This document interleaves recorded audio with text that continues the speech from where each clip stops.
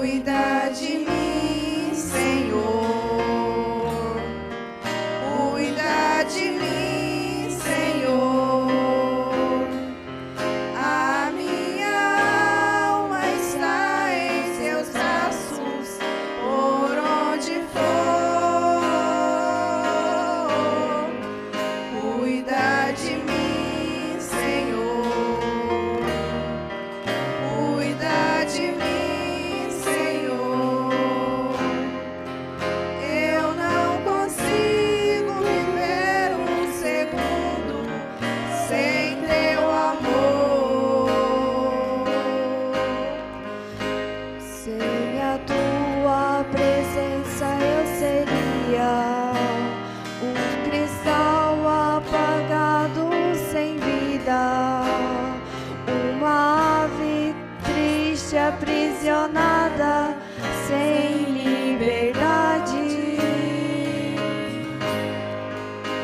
Sem sorriso no mundo vagando, um rio chegando ao fim. É por isso que estou cantando. Cuida de mim. Cuida de mim, Senhor. Cuida de mim, Senhor. A minha alma está em seus braços, por onde for. Cuida de mim, Senhor. Cuida de mim, Senhor. Eu não consigo viver um segundo sem teu amor.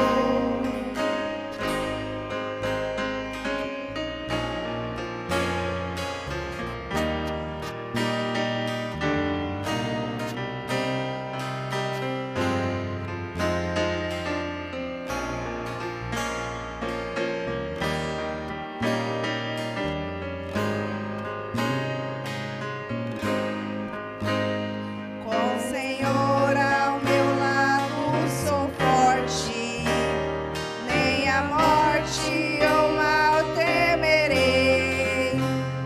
Tua bênção é minha sorte, assim vencerei.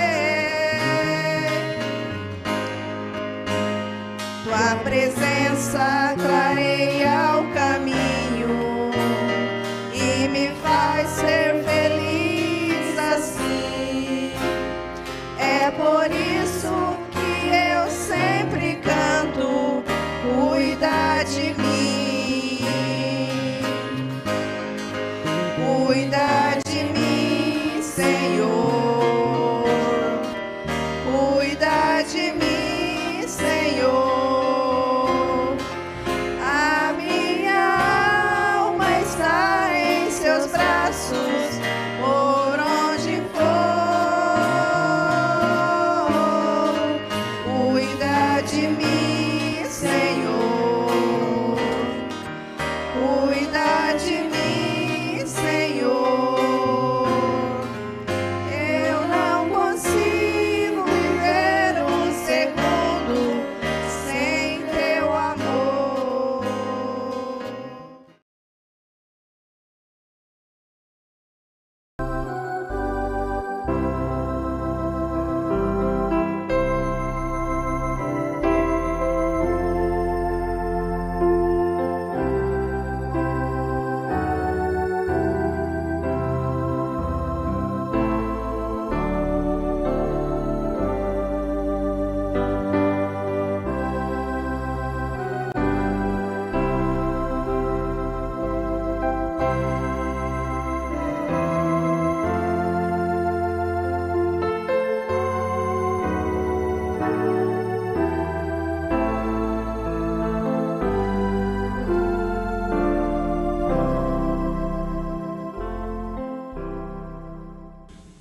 Pois bem, nós estamos com um trabalho diferente hoje para uma palestra, sentado, né? coisa diferente. Aliás, é a maneira que eu trabalho aí com o plenário, nos encontros de pastores, durante os períodos diurnos, reuniões privadas, e a gente trabalha assim à vontade, respondendo perguntas e respostas, né? Lendo, aprendendo, estudando, conversando, e vamos ver como vamos nos dar com essa experiência aqui com a igreja. Eu creio que vai ser bem aproveitado. Nós temos aqui de início uma pergunta muito objetiva, muito oportuna, porque eu quero dizer para os irmãos o seguinte, que nós, os pregadores, os pastores, a igreja em um todo, precisa, na verdade, do dia a dia em relação à dimensão humana. Mas não resta dúvida que um conhecimento também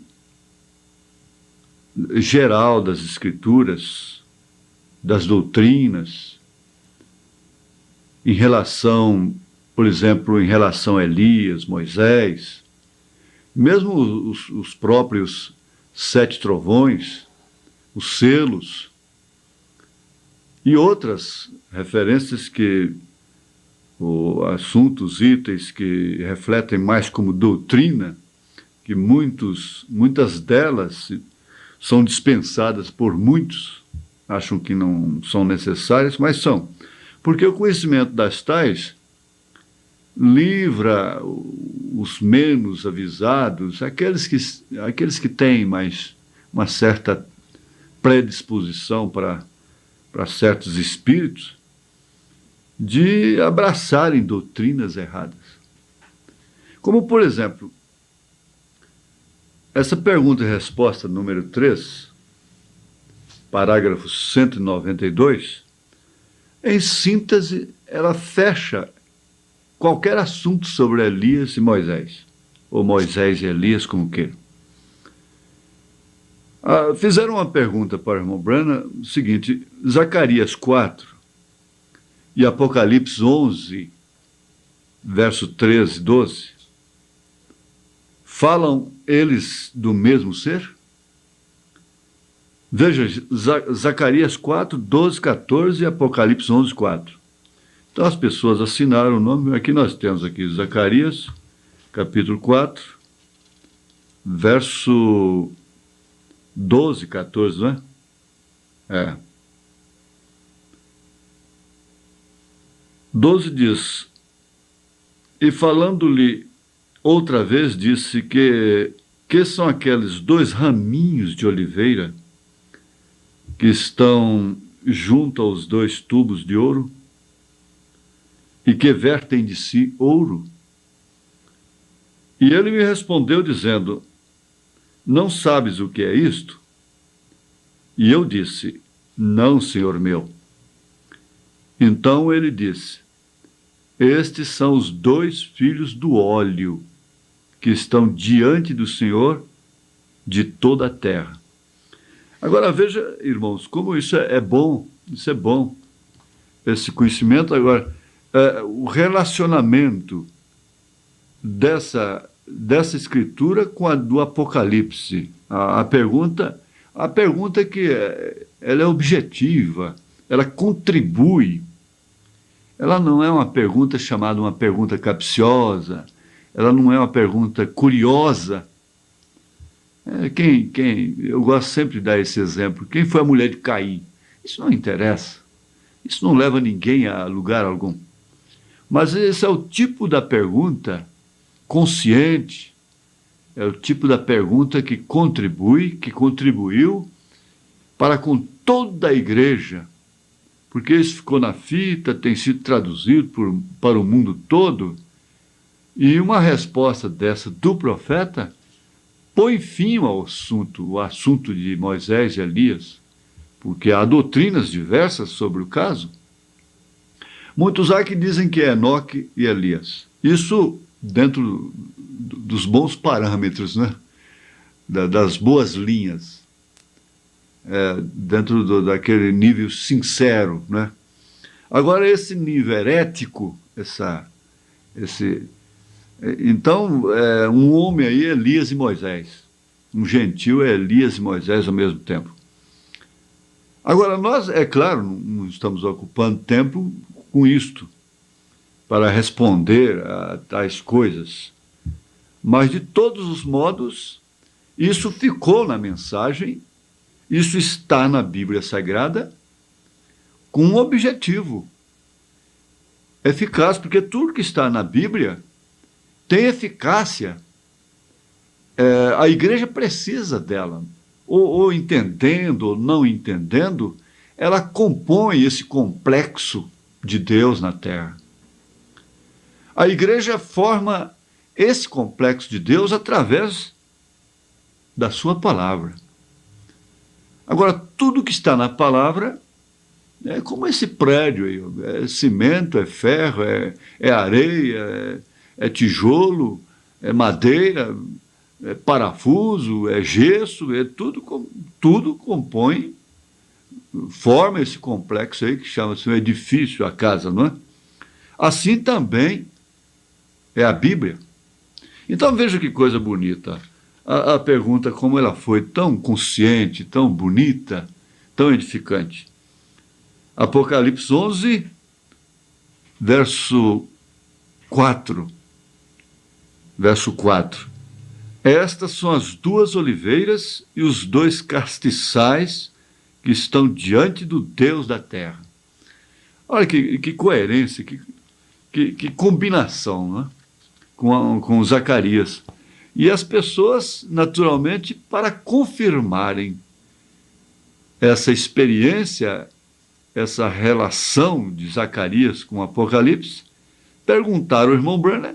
O irmão Branham não teve trabalho. Ele respondeu com poucas palavras.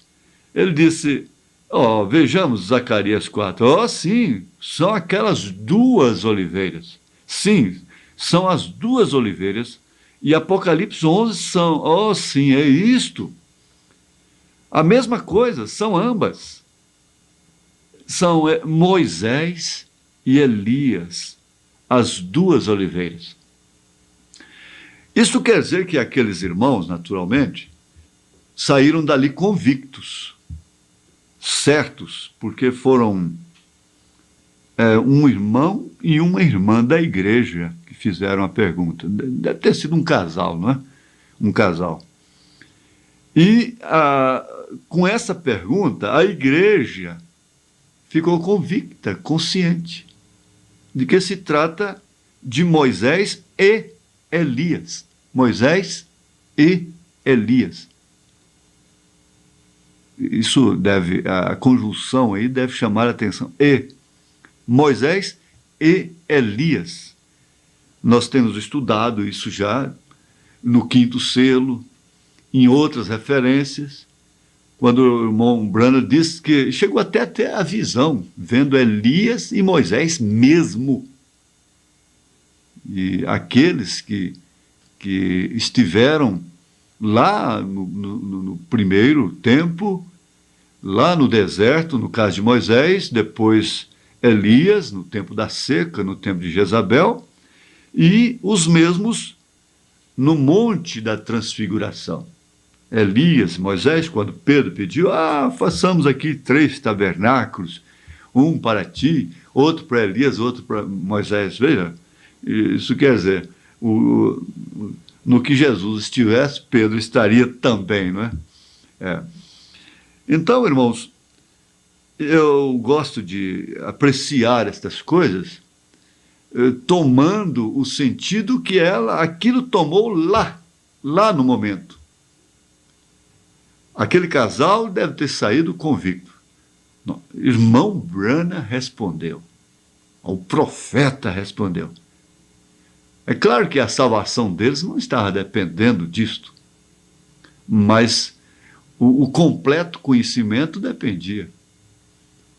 Para completar o seu conhecimento, Então, isso aumenta o conhecimento nas Escrituras, porque nós sabemos, particularmente, como eleitos que somos, gentios, que Elias e Moisés não é mais para a noiva de nosso Senhor Jesus Cristo, nesse caso aqui, de Zacarias e Apocalipse 11.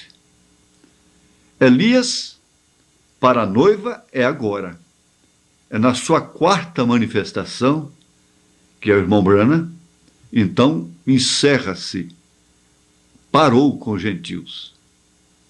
Moisés vem para apresentar como representante da lei e Elias como representante dos profetas, ou seja, da graça, para converter agora os corações dos pais aos corações dos filhos, né? O que seria o contrário agora, porque Elias nosso veio para converter os nossos corações aos corações dos pais, mas não dos pais do Velho Testamento, porque eles ficariam com a lei, não é certo? Mas para converter os nossos corações aos pais da igreja, da era apostólica. Aí então começou pelo batismo, em nome do Senhor Jesus Cristo, a fé apostólica, né? A unicidade, quem vê a mim vê o Pai. E agora, então, quando Elias e Moisés virem, não é para nós. Não vai ser para nós. Eu costumo dizer com bastante convicção, quem assistir, presenciar o ministério real, verdadeiro de Elias e Moisés aqui na terra, não foi no rapto. Porque isso é uma matemática, porque quando eles entram em cena, são para um exercício de 3 anos e meio, cumprindo assim a metade da última semana das 70 semanas de Daniel. E esses 3 anos e meio aqui tem um acontecimento simultâneo nos céus. Tem sim, que é justamente a ceia, as bodas do Cordeiro. A noiva está lá com ele. Então não tem por que pensar nisto. Nós já estamos convictos disso, a pergunta é muito boa. Se foi oportuna lá, é oportuna aqui hoje. Se ela foi indicada lá com o irmão Branham, é claro, ela é indicada hoje para a igreja hoje. De forma que nós devemos pensar nisso, que se Moisés e Elias estiverem na terra e eu estiver aqui, e qualquer um de nós estiver aqui, então prepara para morrer pelo nome de Jesus Cristo, porque não foi no rapto. Porque esses acontecimentos são simultâneos. A noiva sobe, Elias e Moisés entram em cena, o diabo se encarna na besta, agora é o cavalo baio, o cavalo amarelo, reunindo as 3 cores, né? E por isso que o cumprimento do 5º e do 6º selo, esse cumprimento é simultâneo, desses 2 selos. Acontecimento na terra e acontecimento no céu. O que está acontecendo em relação à noiva, todos já sabem. É uma mesa de milhares de quilômetros, cada um sentado a seu redor ali, aquela mesa, e o próprio Senhor Jesus Cristo servindo aquela mesa. Ele é o próprio servente dela. E o profeta diz que agora nós vamos chorar. Chorar por quê? Chorar por causa de filho?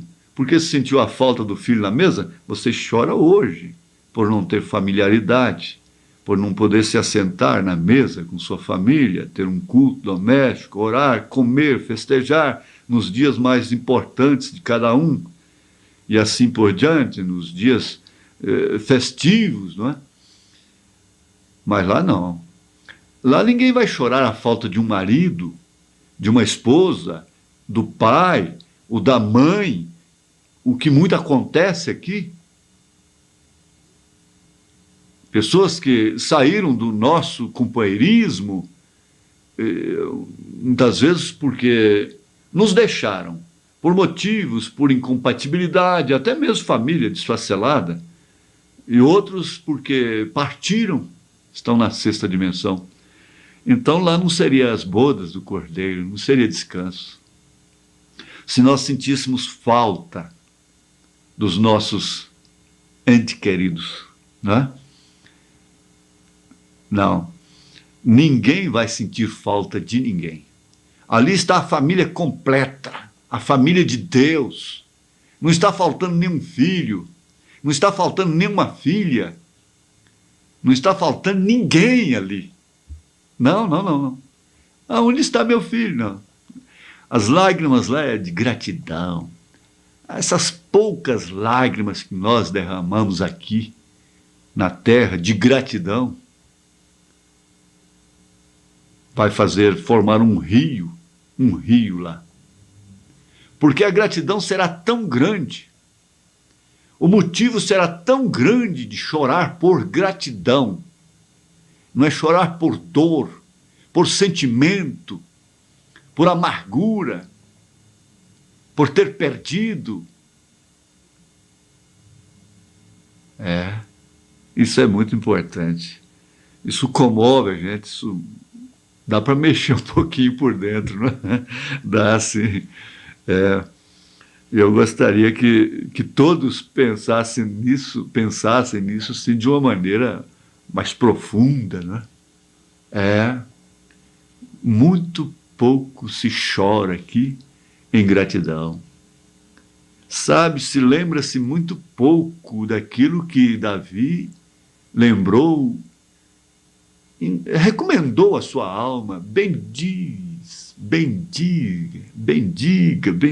o Senhor, louve ao Senhor, ó minha alma. Não te esqueças de nenhum dos seus benefícios. Por que esquecer? Aí então Paulo, com aquela experiência de sofrer, de apanhar, de passar fome, de estar sozinho, de espinho na carne, de espinho no espírito, em todo lugar, ele diz: sede agradecidos. Em tudo dai graças. Em tudo dai graças. E ele, como apóstolo, como profeta, o que diz? Todas as coisas contribuem para o bem daqueles que amam a Deus e que são chamados pelo seu decreto. O que vale dizer? Pela predestinação. É isso, irmã.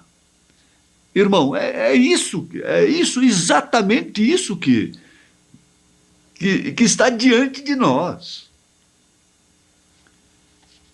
Eu me encontro assim um tanto sensibilizado com este fato, com esta verdade. Agora, pense bem, esse casal, quem sabe, já está na glória, como o irmão Branham já está também. Mas, no entanto, a sua pergunta hoje, aqui nesse momento, moveu as nossas entranhas. Nos fez lembrar desta coisa tão gloriosa, tão maravilhosa. Que pergunta oportuna. Tem outra aqui, mas nós vamos deixar para outra oportunidade, porque essa foi o suficiente. E nós temos ainda de continuarmos, porque eu tenho que me disciplinar.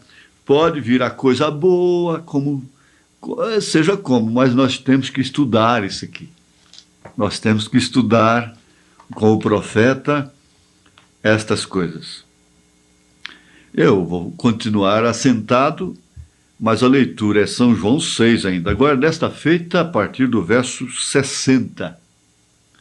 Do verso 60. São João, capítulo 6, a partir do verso 60. Muitos, pois, dos seus discípulos, ouvindo isto, disseram: duro este discurso, quem o pode ouvir? Sabendo, pois, Jesus em si mesmo que os seus discípulos murmuravam disto, disse-lhes: isto escandaliza-vos? Que seria, pois, se visseis subir o Filho do Homem para onde primeiro estava? O Espírito é o que vivifica, a carne para nada aproveita. As palavras que eu vos disse são espírito e vida. Mas há alguns de vós que não creem. Sempre há alguns que não creem, mesmo lá com Jesus presente, hein? Com o irmão Brana presente, agora quanto mais comigo, coitado, hein? Sempre há alguns que não creem. Porque bem sabia Jesus, desde o princípio, quem eram os que não criam e quem era o que havia de entregar. E dizia: por isso eu vos disse que ninguém pode vir a mim. Notem isto. Ninguém. Ninguém. Seu filho, sua filha, seu marido, eu, você. Ninguém pode vir a mim, se por meu Pai lhe não for concedido. Vale a pena lembrar agora. Não é para quem quer, não é para quem corre. É para quem Deus chama.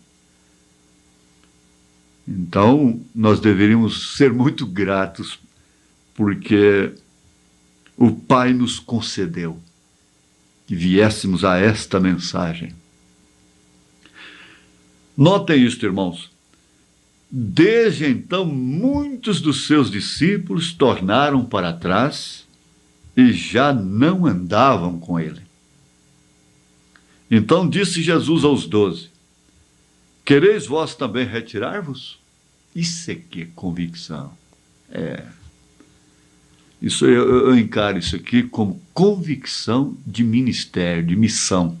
Missão. Ele sabia e conhecia a sua missão. Parece até descortês, não é?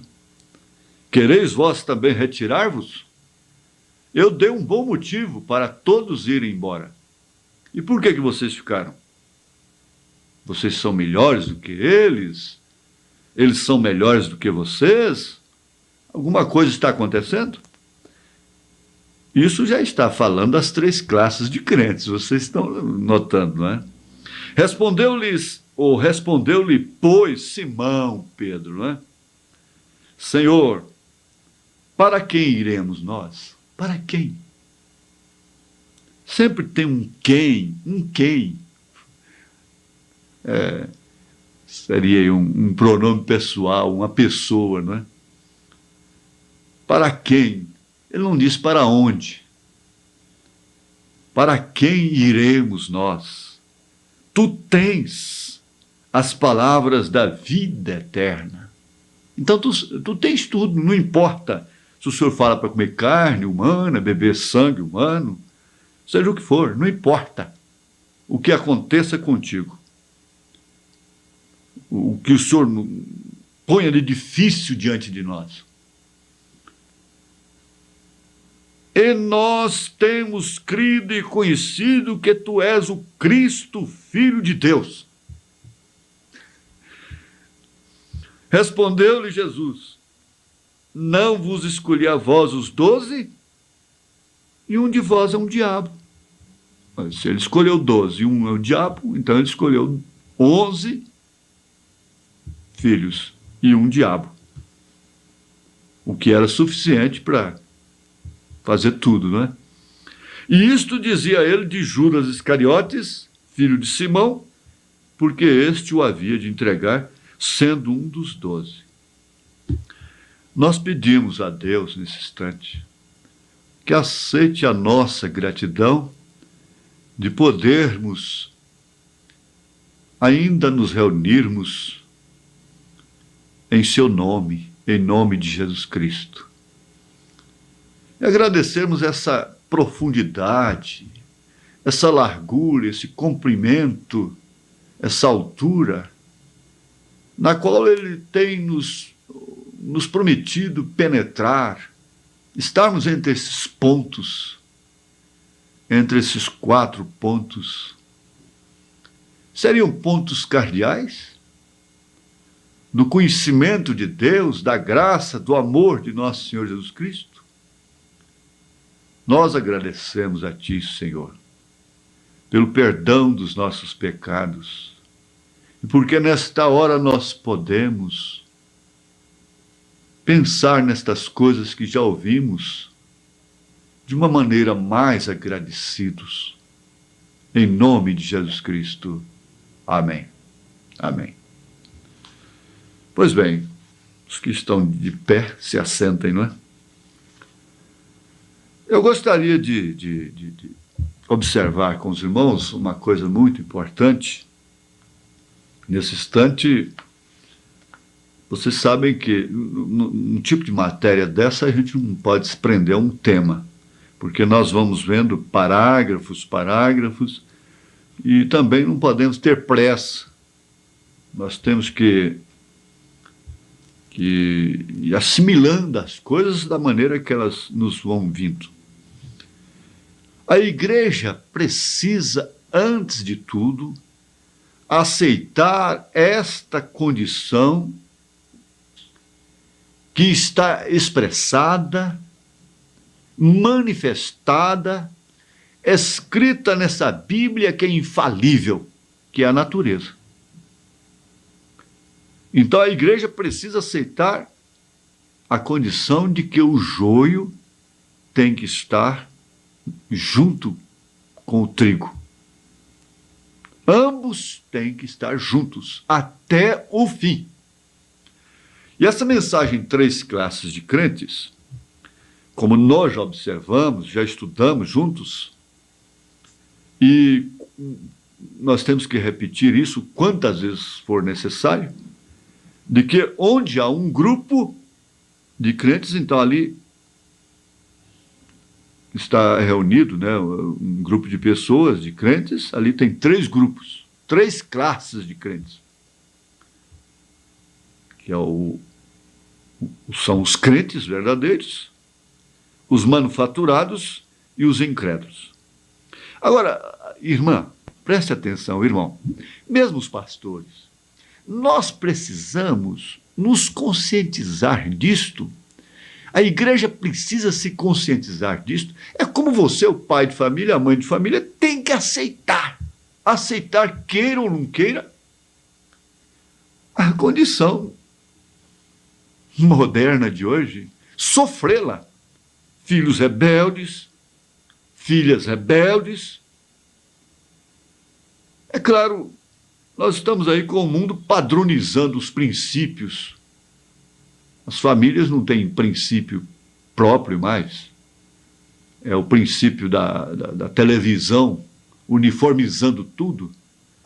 Mas nessa luta, nesse afã de manter princípios, de manter uma linha cristã mais honrada, mas você já enfrenta a vida, a família, sabendo que você tem que se sujeitar às condições da era em que estamos vivendo.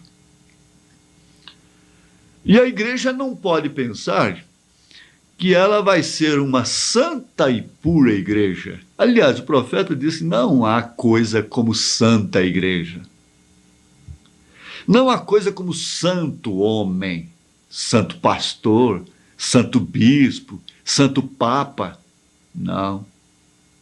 Só há uma coisa que é santa. De verdade. Esse é o Espírito Santo.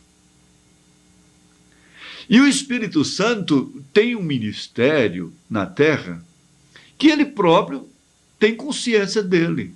Você pensa que não? Ou você acha que o Espírito Santo vem para uma igreja enganado? Ele não vai sofrer, ele não vai se entristecer, ele só vai ver coisas boas ali, ele não vai contar com nenhum espinho ali, nada vai entristecê-lo, nada vai fazer com que ele geme, venha gemer, né, para segurar mais a expressão, que ele venha gemer, sentir. É certo, irmãos, nós não vamos facilitar as coisas para o inimigo, mas uma vez conscientizados, nós não seremos explorados na nossa sinceridade. Para começar, ele é paráclito. E o Paráclito é consolador. E não somente isso, advogado. Advogado. Ora, como que um advogado pode pensar? O advogado que pensar em tomar uma causa estritamente, exclusivamente justa, dificilmente ele vai encontrar uma causa na terra. O Espírito Santo assumiu a missão, é o próprio Deus, é a continuidade do Senhor Jesus Cristo. É o Senhor Jesus Cristo cruzando novamente este caminho, quando ele disse, eu vou e venho para vós. Ele falou na primeira pessoa, não é na terceira pessoa. Vou e venho para vós. E eis que estarei convosco todos os dias até a consumação dos séculos. Isso não é outra coisa senão o Espírito Santo, o advogado. É o advogado. Agora, vamos pensar aqui. Deus está nos pondo numa posição muito boa em relação ao conhecimento desse momento. É que nós não vamos encontrar uma igreja que não tenha em si 3 classes de crentes. E a preocupação que você deve ter não é se a irmã ou o irmão é manufaturado. Não é se a irmã ou o irmão é incrédulo. Você tem que preocupar se você é ou não o verdadeiro.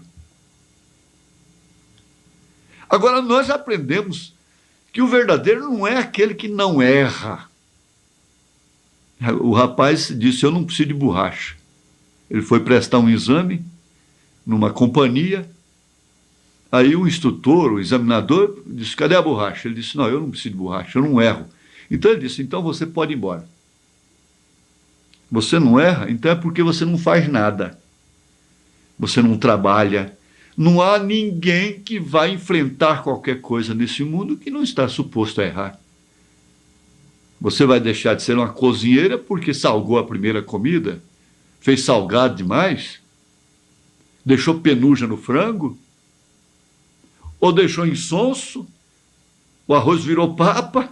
Ah, mamãe, eu não cozinho mais nunca, eu não vou me casar. Não, não é assim.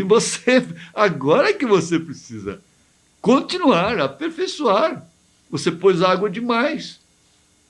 Agora você vai diminuir a água e daqui a pouco você é uma boa cozinheira, não é? Então, o que acontece é isso. É que muitos há que na sinceridade ficam mais preocupados com o estado da igreja como um todo. Isso não é problema seu. Você deve, antes de tudo, pensar no seu estado, na sua condição. Qual é a sua condição, ou seja, qual é a sua natureza dentro dessas 3 classes de crentes? E como eu já afirmei, que os verdadeiros não são aqueles que não erram. Os verdadeiros são aqueles que creem em toda a palavra como ela é. Não importa se ela ofende, se ela mexe comigo, se ela me bate, se ela me ofende na linguagem do irmão Branham. Não importa. Importa o seguinte, que o diabo não pode nos ver pelas costas. Ele tem que nos ver sempre pela frente. Porque quando ele nos vê pelas costas, está acontecendo ao contrário do que a Bíblia diz. Nós estamos fugindo. E a Bíblia diz, resistir ao diabo e ele fugirá de vós. Ele tem que ser visto pelas costas, não nós. Então aconteça o que acontecer comigo. Deus me dará graça de ir até o fim. Se eu tiver que ser envergonhado, passar por vitupério, acontecer o que for, não me importa. Se essa carne tem que ser desmascarada, aconteça o que acontecer, não me importa. Não te importa. Você precisa pensar que ninguém pode estar aqui, mesmo incrédulo, mesmo manufaturado, se o Pai não chamou. Mesmo o diabo que estava entre os 12 teve que ser chamado.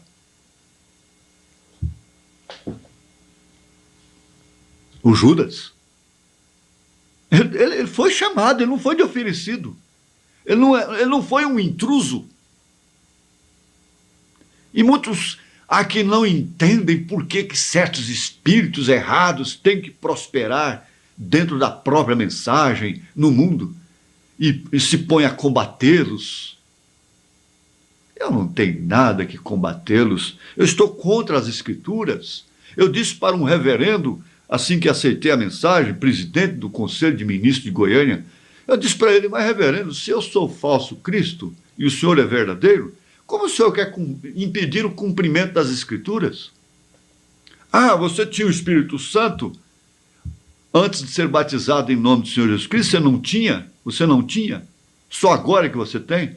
Eu disse para ele: não, a prova que eu tinha é que eu não rejeitei o batismo em nome do Senhor Jesus Cristo, quando chegou essa luz para mim.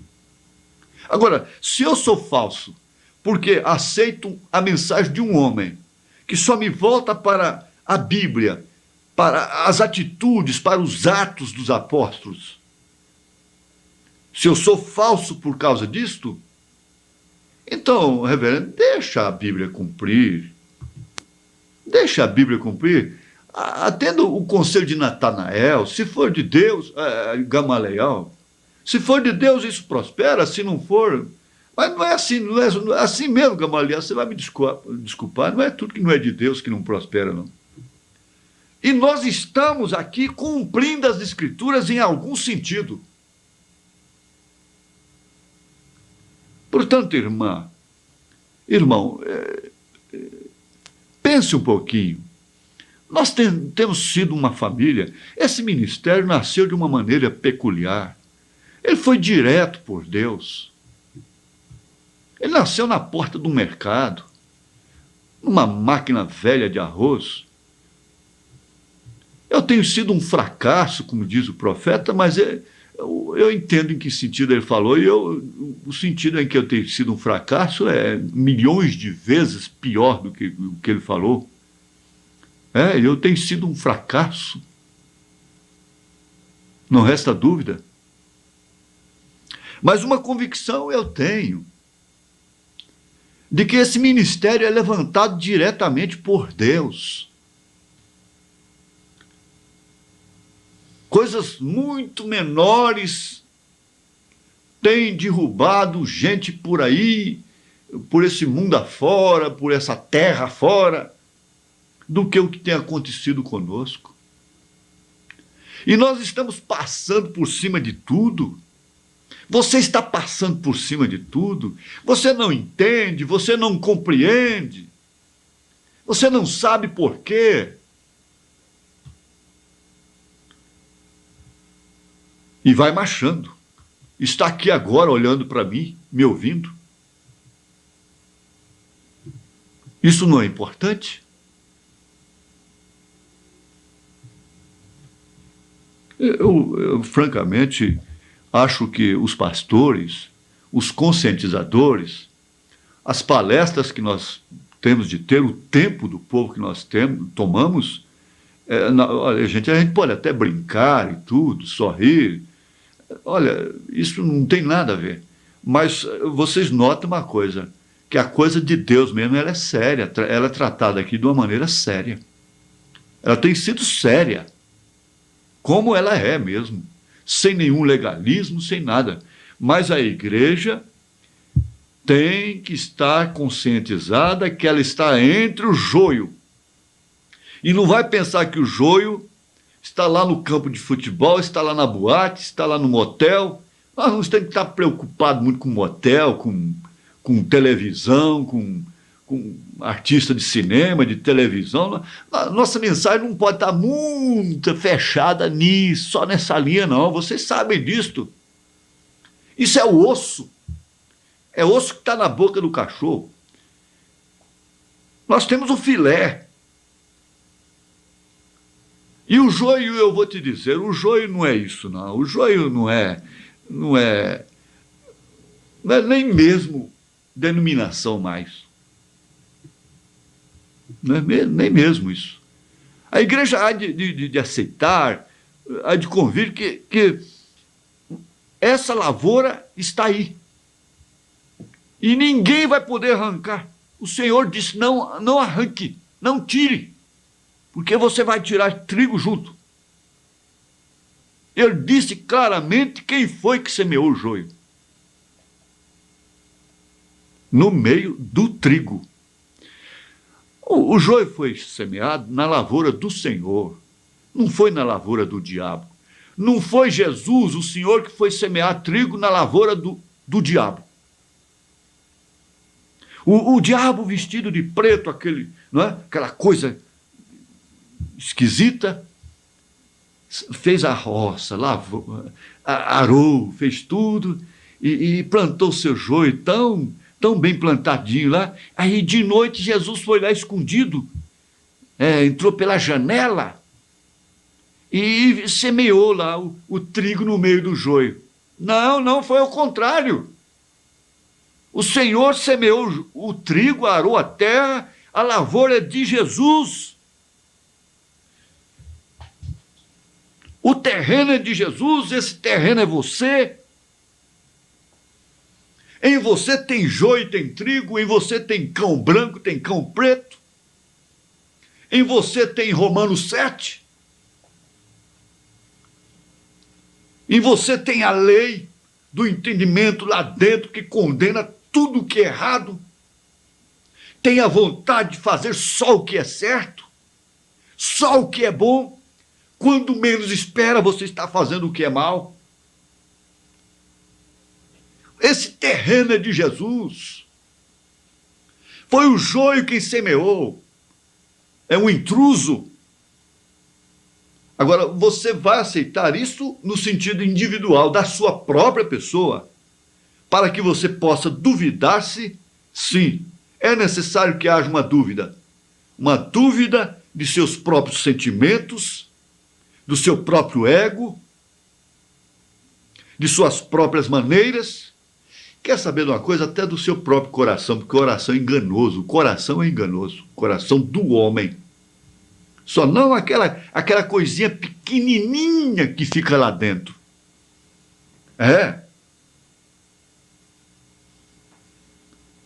Agora, no sentido coletivo, 3 classes de crentes.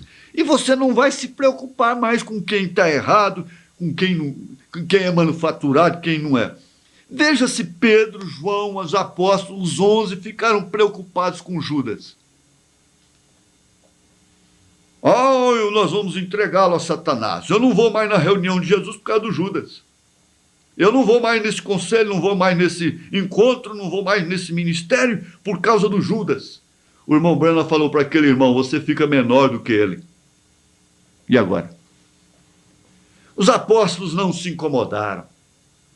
Todos eles foram até a última hora. O próprio Senhor Jesus Cristo conservou a coisa lá dentro. Conservou lá dentro. Jesus não negou nem mesmo o poder de Judas expulsar demônios e curar enfermos. Nós não temos que estar combatendo os curadores que andam por aí. Nós não temos tempo para isto. Nós não estamos a fim de ficarmos acusando a quem quer que seja. Olha, vocês sabem de uma coisa? Parece, tem hora, porque o profeta viveu momentos que ele não entendeu, muitos anos que ele não entendeu, ele quase ficou louco, ele quase suicidou. Ele tentou abandonar. fugir, sumir, ele tentou ir para as montanhas, tudo isso. Gente, é relativo, é certo que é relativo, é a milésima parte. Mas isso acontece com a gente. Tem que haver alguma coisa atrás disso. E Deus não vai me explicar. Deus não vai te explicar. Ele devia muito mais a José, o velho justo José, ele devia ter avisado a José antes de tudo: José, a tua menina vai aparecer grávida, mas ela é aquela virgem que os meus profetas profetizaram. Não, Deus não fez isto. Depois do velho quase acabado, o irmão Branham disse que chegou até a morrer logo depois. Deus, por sua soberania, resolveu lhe dar um sonho.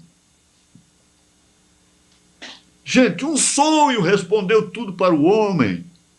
Agora uma mensagem desta. Coisas estranhas estão acontecendo.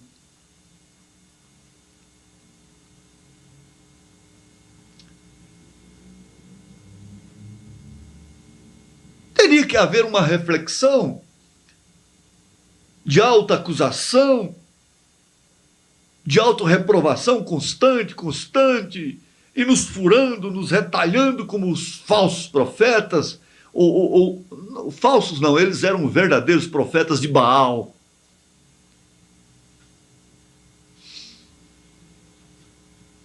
Dá vontade, a gente dá vontade. Eu já disse, dá vontade de quebrar tudo, de botar fogo em carro, de acabar até com roupa e tudo, e virar um peregrino subindo no muro aí, fedendo com um saco nas costas, e não ter compromisso nenhum. Dá vontade. Olha que dá vontade disto. Mas nós temos que chegar lá. Deus não vai explicar. Deus não vai me explicar. Até mesmo para orar pelos enfermos, uma questão, eu aprendi uma coisa, o seguinte: se Deus quer fazer uma coisa, por que eu tenho que estar pedindo para Ele fazer aquilo que Ele quer fazer?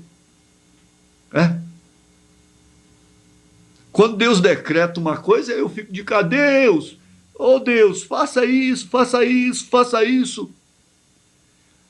Eu entendo o que é um decreto. Eu não estou desestimulando a oração.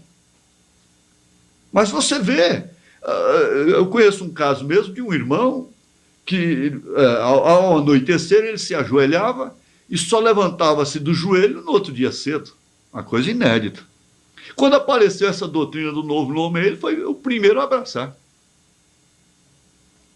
E aí? Como vamos entender isso?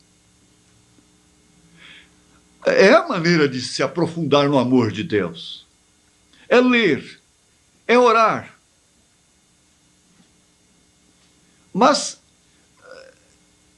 até mesmo encomendar um irmão que está com câncer, um irmão que está com uma diabetes ou desenganado do coração. Mas quando chega ao conhecimento da gente, eu não sei explicar não, irmão, mas parece que há uma ligação direta lá em cima, parece que a gente não está fazendo muito caso daquilo, muito caso. É uma fé que a gente não pode explicar, mas ela parece que ela é indiferente. Ela não está deixando mexer no vaso dos sentimentos, das emoções, ela está além de alguma coisa que é humano, que é racional, ou seja, que é da razão, que possa satisfazer o tato, o paladar, a visão. Então a gente entra num avião. Para mim, se Deus quer me levar de avião, Ele vai levar mesmo. Ele vai levar mesmo. Então, Senhor, eis-me aqui, eu estou aqui. Se o Senhor me quer lá em tal lugar e trabalhando para o Senhor, tudo bem, mas eu sei que pelo decreto divino Ele já sabe desde antes da fundação do mundo. Ele sabia o dia e a hora que o carro do irmão Branham chocaria com aquele carro. Não tinha oração que mudasse aquilo. No entanto, o diabo tentou matar o irmão Branham quantas vezes antes. Olha, um rifle. A gente que mexe com arma, que gosta de arma, sabe o que significa aquilo. Só quem não tem noção. Aquilo teria jogado a cabeça do irmão Branham, com pescoço e tudo, 30, vamos dizer, 30 metros para trás. Só o bagaço. Comunistas com armas noturnas, o infravermelho, que pode enxergar de noite, fazer mira de noite, com armas apontadas para atirarem nele, não puderam. Ele, como dentro de um avião, daquele tempo, não é? Perdido no ar, e o comandante avisar, porque quando chega a avisar para os passageiros é porque já não tem remédio mais. É o último caso já. Olha, nós estamos perdidos e só temos combustível para 15 minutos. O diabo não pôde matar o irmão Branham. O hino diz que não se pode matar um crente.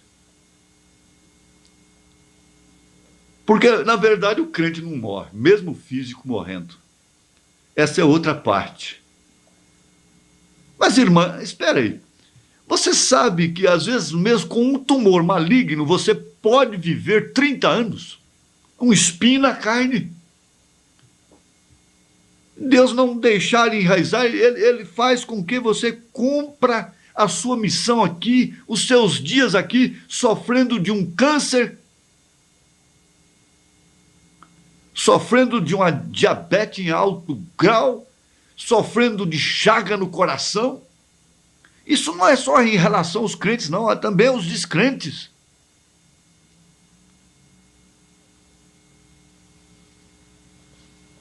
Agora, tudo isto vai nos posicionando. Tudo isto vai nos posicionando na verdadeira posição, mediante uma verdadeira conscientização. Então vem agora aquela despreocupação. A irmã, o irmão é manufaturado. Você quer saber, nem mesmo um irmão que se vai da igreja, da comunhão, você não pode dizer que ele se perdeu, que ele não vai no rapto. Ninguém ousaria dizer isso, fazer esse julgamento. Porque quem seria verdadeiramente um filho pródigo hoje? Filho pródigo de quê? Filho pródigo da Batista? Da Presbiteriana? Voltar para casa do pai? Pródigo da Católica? Pródigo da Assembleia? Voltar para casa do pai? Dos três? Filho pródigo hoje é da mensagem. Em cada era, respectivamente falando. Você sabe que nós somos uns pródigos, para começar. Estando nessa terra, cercados do que nós estamos cercados. Temos gastado tudo o que temos. Os valores morais, por mais que os tentamos, preservá-los, eles vão saindo entre os dedos. A condição da família mostra isso aí.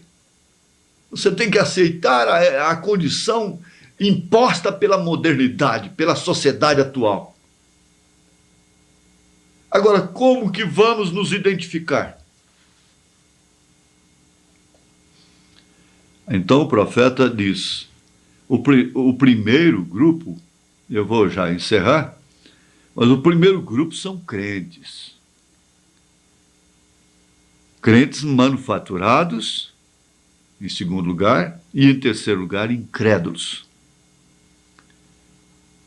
Porém, tão certo como nós nos sentamos aqui, nesse instante, nesta noite, porque estava pregando à noite, esse grupo está sempre reunido. Onde quer que as pessoas se ajuntem, nós encontramos este grupo e sempre os temos encontrado e provavelmente sempre os teremos até a próxima ceia. Não. Até a vinda do Senhor. Esse é o parágrafo 44. Até a vinda do Senhor. Aqui no 52, no parágrafo 52, ele diz: quando as multidões estavam se separando entre os crentes e incrédulos e crentes manufaturados, ali estavam todos os três deles encontrando-se bem ali, na mesma igreja, na mesma congregação, comendo do mesmo pão, da mesma mensagem. Bem ali, naquela única associação de pessoas. Crentes, crentes manufaturados e incrédulos. Exatamente encontrados aqui mesmo neste capítulo. E por que Jesus tinha falado as palavras da maneira que ele tinha falado? Somente por isto separou a sua congregação, desfacelou a congregação. Aí o profeta completa: porém precisa ser feito. Isso tem que acontecer. A gente vai numa reunião, viaja, vai todo mundo ver o Espírito de Deus entrar ali, formar um concílio apostólico ali. Depois disso, ninguém saia, ninguém recue. Daí a pouco o irmão diz: eu não dou conta. Eu não dou conta de prosseguir. Já vai para outro pastor.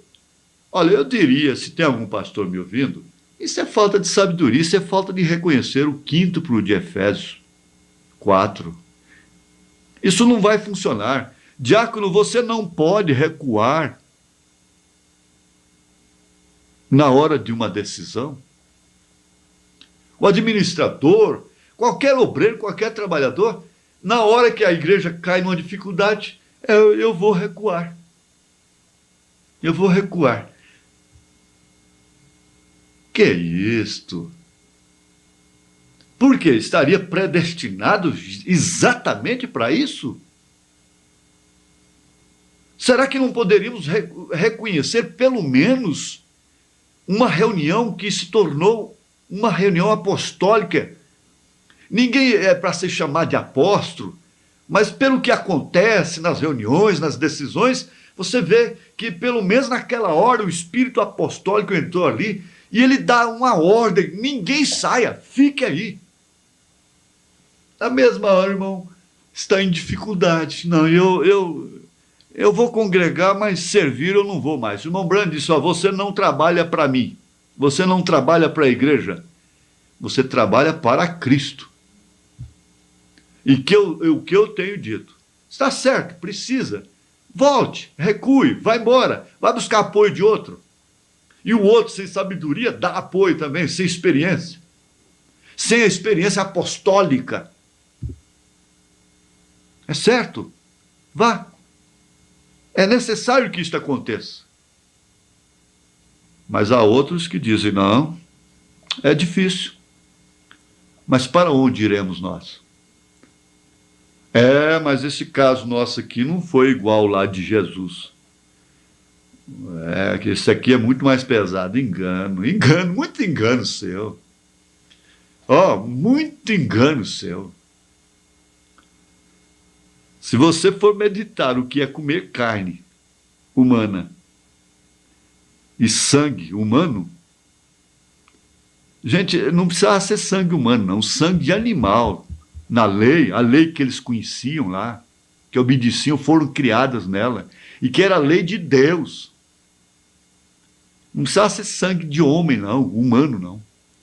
Bastava ser sangue de animal, de bode, de carneiro, de uma vaca, de um boi, de um bezerro.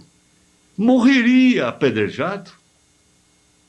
Agora, quanto mais sangue humano, agora o próprio Senhor Jesus Cristo, ele falou assim ao pé da letra, gente. É o pé da letra, essa letra agora é assim, é para matar. E o Espírito para vivificar.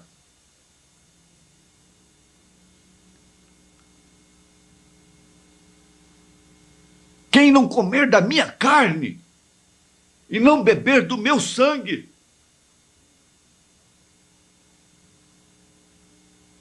se apanhassem Jesus lá, deitado, que não soe como sacrilégio, abraçado, agarrado com Maria Madalena, naturalmente, o que fariam? Se apanhasse Jesus lá conversando com a mulher samaritana e com uma certa intimidade com ela, o que fariam?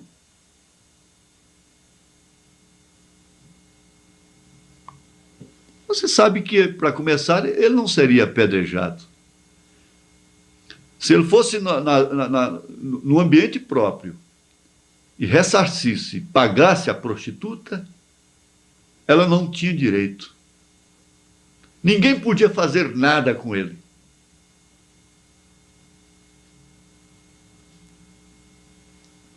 Quem deveria morrer era ela. Se ela infringisse os limites. Porque desde então ficaram estabelecidos limites. Você vê lá que a samaritana tinha que buscar água fora de hora. Não podia combinar com a hora das famílias, das virgens, das moças, das mães. Então eles estabeleceram limites. Em que foi flagrado Maria Madalena? Ela foi apanhada exatamente para tentarem a Jesus Cristo. Ou vocês pensam que foi o primeiro adultério dela? Por que a samaritana já não tinha morrido há muito tempo?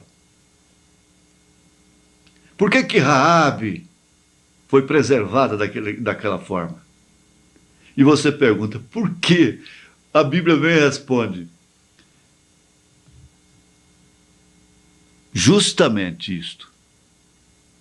A sua misericórdia é exatamente a causa do porquê. É o porquê que nós não fomos consumidos.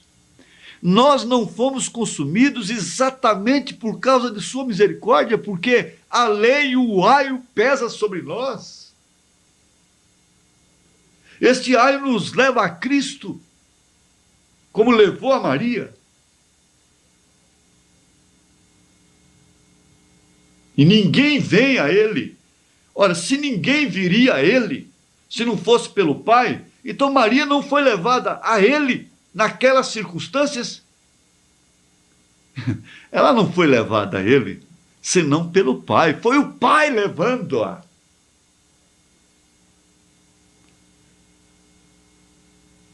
E que você pensa que nós vamos a Jesus, através do Pai, somente na igreja, somente na sociedade, somente aqui? Somente para o julgamento? Somente para as pedras?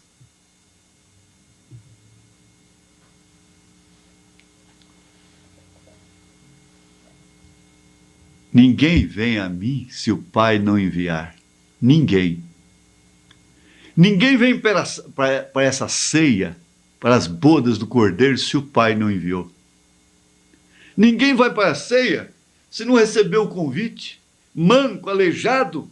Que classe de gente que participou daquela ceia, gente? Vamos, a mensagem, a palestra é para encorajar. O irmão Bob gostava desse termo, encorajamento. Aliás, os irmãos americanos gostam desse termo. Naturalmente, o irmão Brennan gostava. Encorajamento. Vamos, prossiga. Prossiga em tudo que você sabe que é bom, que você... E geme, você pode gemer com a sua cruz. O que é cruz? O que é cruz para um crente hoje? Todos os dois ladrões estão crucificados. A cruz para o crente da mensagem é justamente não ser o que ele deveria ser. Isso aqui é a cruz mais pesada que existe. Olha, que o Senhor possa enriquecer a vossa fé. Põe a mão no seu coração agora. contrito, contrita, e pense assim: eu não quero saber quem é manufaturado, quem é incrédulo. Eu quero saber que nesse coração existe aquela fé de que de uma forma ou de outra eu irei até o fim, pela graça do meu Senhor Jesus Cristo, pelo amor do meu Deus, que me chamou em tempo oportuno e me deu esta oportunidade de pertencer a este grupo de crentes que creem na verdade. E agora eu aceito a minha posição em Cristo, indiferentemente das outras classes, de quaisquer pessoas. Eu aceito a minha condição em Cristo. Aceito que a igreja tem que sofrer. Aceito que a igreja tem que ter problemas como a igreja de Corinto. E todas elas da Bíblia Sagrada e como a igreja do irmão Branham. Aceito, sim, que o joio foi semeado na lavoura do Senhor. Portanto, essa carne, esse sangue, não herdará o reino de Deus. Mas a minha alma é lavada e redimida no sangue de Jesus Cristo. E eu tenho poder em mim para controlar todo o mal. Todo o poder das trevas que possa tentar me fazer evadir, fugir, recuar, me acovardar e alvoroçar na hora difícil. Em nome de Jesus Cristo, ó Deus, eu aceito a minha cura, aceito a minha libertação e te dou graças. E eu quero também derramar lágrimas de gratidão antes de chegar lá na ceia do Cordeiro. Eu quero chorar um pouquinho aqui na terra também, de gratidão, de louvor. Em nome de Jesus Cristo, ó Pai, guia-nos na vereda da justiça, por amor do teu nome. Amém, Senhor. Amém. Deus os abençoe. Você é um pregador do Evangelho também, e você está aqui por uma boa causa. Você não está doente, você está em necessidade e você quer um avivamento pentecostal para começar em sua igreja. Todos nós queremos isso. Vamos todos ficar de pé por um avivamento pentecostal.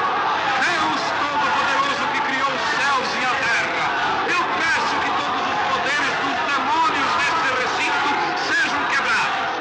O poder de Jesus Cristo seja manifesto, Senhor. Nós não estamos derrotados. Satanás, eu te ordeno no nome do Senhor Jesus Cristo, sai deste povo. Ponham-se de pé, vocês aleijados nas cadeiras de rodas. Deem glória a Ele, todos vocês.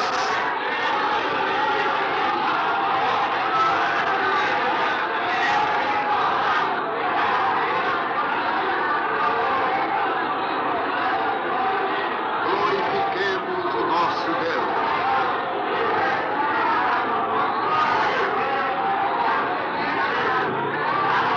Aleluia.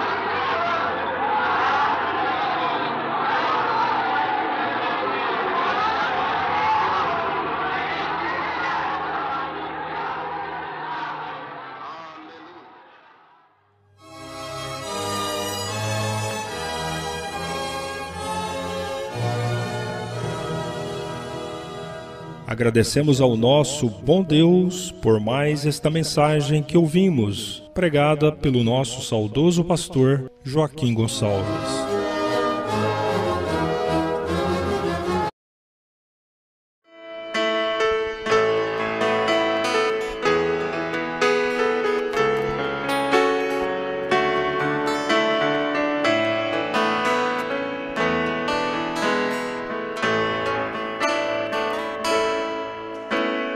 Quando o machado flutuou e o gigante tombou.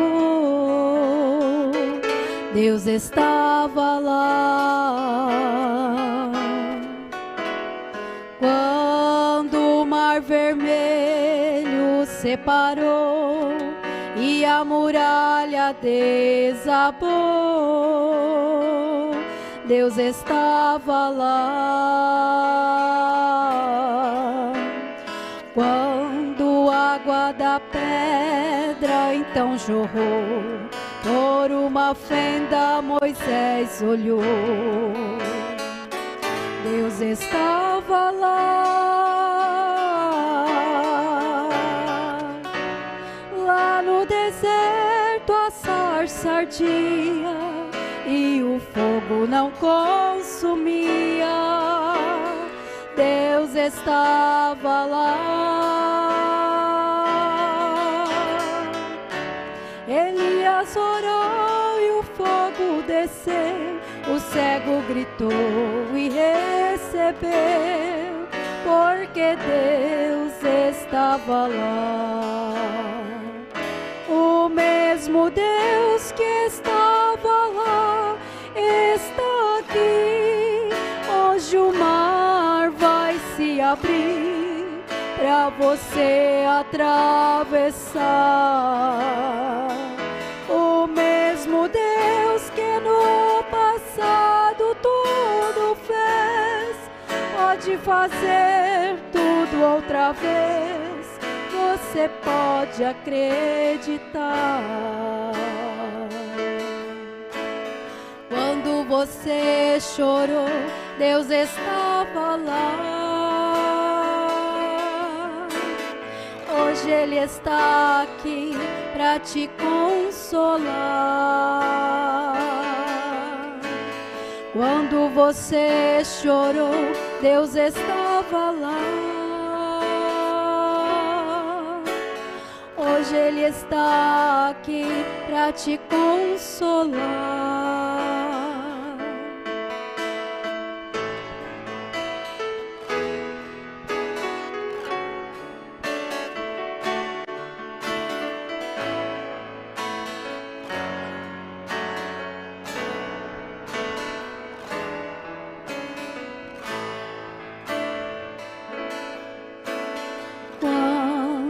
Água da pedra então jorrou, por uma fenda Moisés olhou.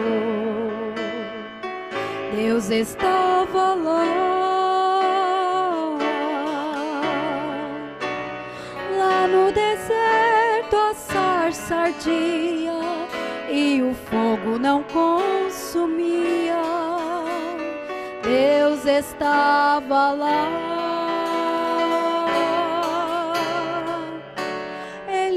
Orou e o fogo desceu, o cego gritou e recebeu, porque Deus estava lá. O mesmo Deus que estava lá está aqui. Hoje o mar vai se abrir para você atravessar. O mesmo Deus que no passado tudo fez, pode fazer tudo outra vez. Você pode acreditar.